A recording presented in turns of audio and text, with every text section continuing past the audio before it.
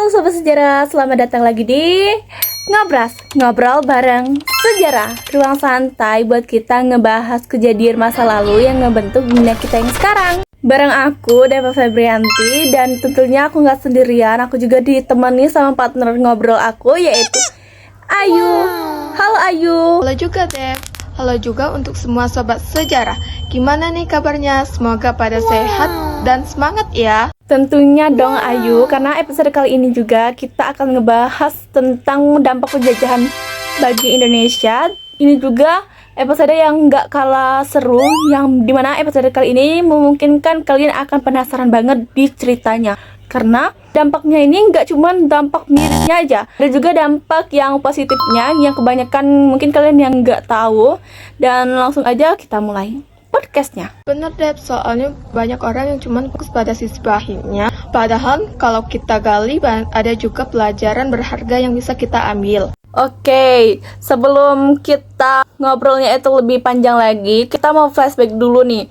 Kira-kira ya Ayu, berapa lama sih Indonesia dijajah? Kalau dihitung kurang lebih 350 tahun sama Belanda, terus sekitar 3,5 tahun sama Jepang. Belum lagi Portugis dan Inggris yang sempat juga nongol di sini. Wah, iya, kebayang gak tuh ratusan tahun terjajah dari awal kedatangan Portugis hanya untuk berdagang sampai akhirnya ya menguasai wilayah kita dan juga bahkan mengubah struktur masyarakat Indonesia. Bener banget. Jadi kalau sekarang kita bahas dampaknya, wajar banget kalau listnya panjang. Oke, jadi kita mulai dari hal yang bikin sakit hati dulu, yaitu dampak negatifnya. Wah, kalau ngomongin negatifnya, banyak juga ya, Dep. Yang paling kerasa tuh eksploitasi sumber daya alam. Semua hasil bumi kita, kayak rempah-rempah, kopi, sampai tebu diambil besar-besaran buat kepentingan mereka. Ya, bahkan warga-warga kita, warga negara Indonesia, kebanyakan yang nonton. Dan juga ada yang menderita karena terpaksa kerja rodi. Iya, ingat gak sama sistem kultur sel alias tanam paksa?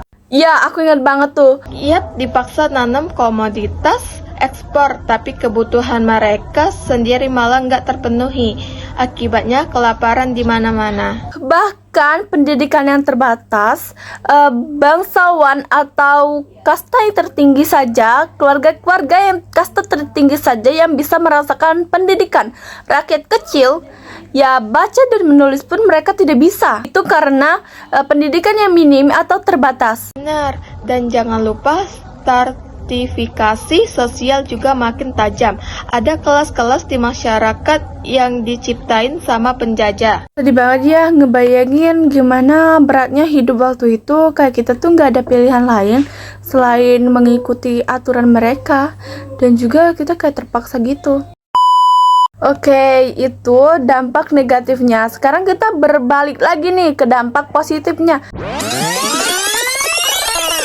Emang ada ya Ayu dampak positif dari penjajahan itu? Kalau dilihat dari kacamata sejarah, ada beberapa sih, Dep. Misalnya pembangunan infrastruktur, jalan raya, rel kereta, pelabuhan. Walau awal. Oke guys, terima kasih banget buat kalian yang sudah menonton video aku kali ini. Kayak aku happy banget kalian tuh udah nonton dari awal sampai akhir, udah dengerin ceritanya dari awal sampai akhir. Aku Deva Febrianti, pamit undur diri. Dadah. Wassalamualaikum warahmatullahi wabarakatuh.